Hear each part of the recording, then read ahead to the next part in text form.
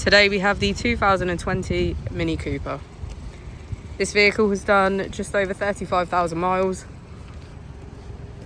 It has an automatic transmission and a petrol fuel type.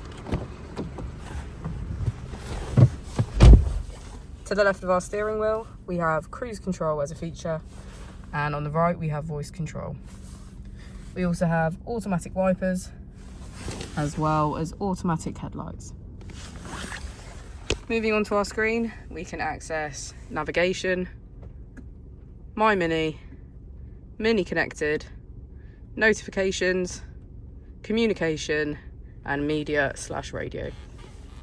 If we put the vehicle into reverse, we can see that it comes with parking sensors.